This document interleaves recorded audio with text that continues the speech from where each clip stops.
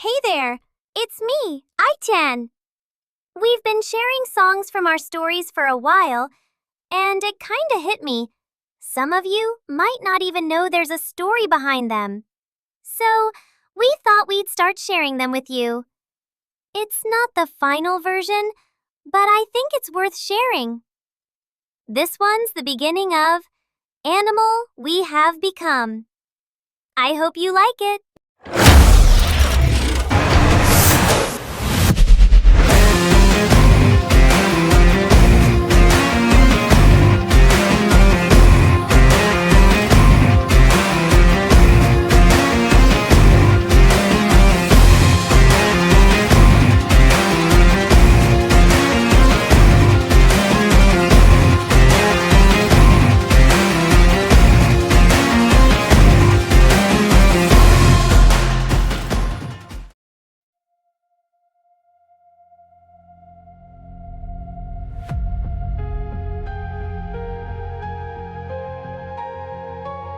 Animal We Have Become.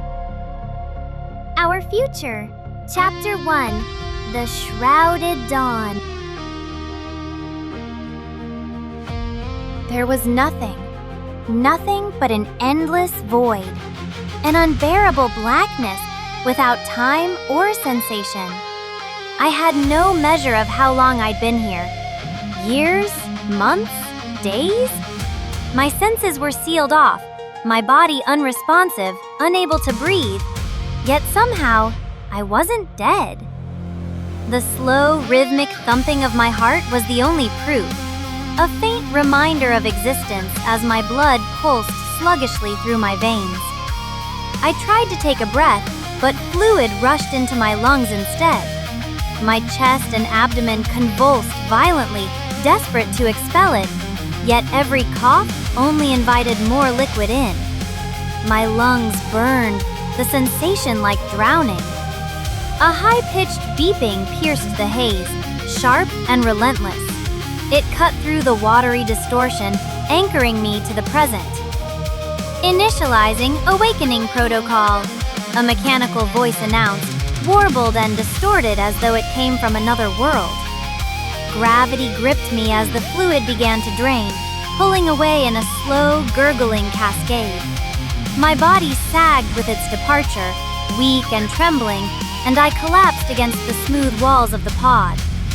The cold air hit me next, sharp and biting against skin that had been submerged for how long? I didn't know. The beeping quickened. My thoughts swirled, sluggish and fragmented. Where was I? What had happened? The only thing I knew for certain was the desperate need to breathe. Real air. Dry air. I coughed again, this time hacking up the last remnants of the fluid, and finally, I gasped. The burn of cold oxygen hit like a slap, but it was a welcome pain. Eventually, the fog clouding my mind began to lift. My breathing steadied, and the coughing subsided. I blinked, forcing my heavy eyelids open, and finally took in my surroundings. The lab. I remembered this place. The only thing I could remember. My heart quickened. The counters were empty, the computer screens flickering with failing power. Everything looked almost exactly as I remembered it, yet wrong somehow. Still, waiting. Behind me stood the infuser, sleek, cold, its surface scarred with faint scratches. The professor had been so proud of it, proud enough to convince me to take the leap. But as I stared at it now, the realization hit me. The event. My arms quivered as I tried to stand, muscles weak and uncooperative, as though they had forgotten how to work. I gritted my teeth, pushed harder, and forced my trembling body upright. Every inch felt like a monumental task. Sweat dripped down my face despite the cool air. My knees buckled, threatening to betray me, but I stayed upright, barely. Leaning against the pod wall, I breathed heavily, each gasp a reminder of how fragile I'd become. "You are awake." I jolted, heart racing. My eyes swept the dim room. No one. Dad? A nearby monitor flickered, bathing the lab in pale blue light.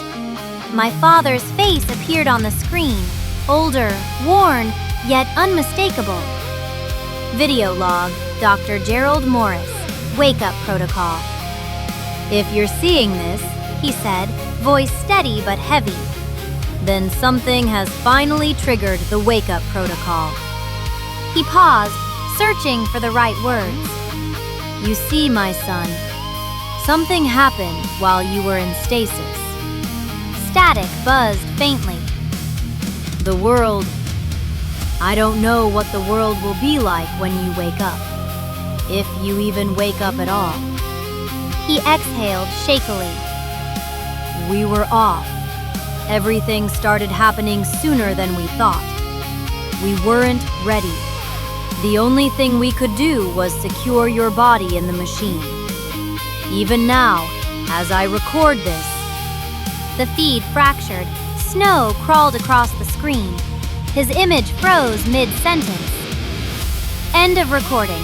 File corrupted. My fists clenched. Tears threatened. Numbness crept in. A faint clatter echoed somewhere to my left. My ears twitched before I realized I had ears that could twitch. The sound cut through the silence like a spark. I turned and froze. A mirror stood there. A reflection stared back at me with red and white fur. I tilted my head. It mimicked me. I raised a shaking hand toward my scalp. My fingers brushed soft, triangular tufts of black fur. The ears flicked instinctively beneath my touch. Real. Alive. I gasped softly, my breath hitching. I knew what I had signed up for when I entered the infuser, but seeing it, feeling it, was something else entirely. A soft movement brushed against my legs.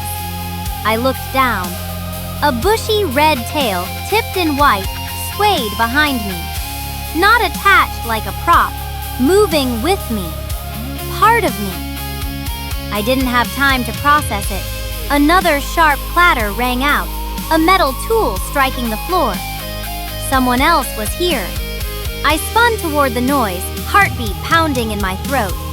On the far side of the room stood a figure, fur white as snow, wide-eyed, frozen in place for half a breath before she bolted. Hey, wait! Instinct drove me forward. I stumbled toward the doorway just as it clicked shut. The hallway beyond was empty, silent, still. Was she real? No, she had to be real. I had seen her eyes.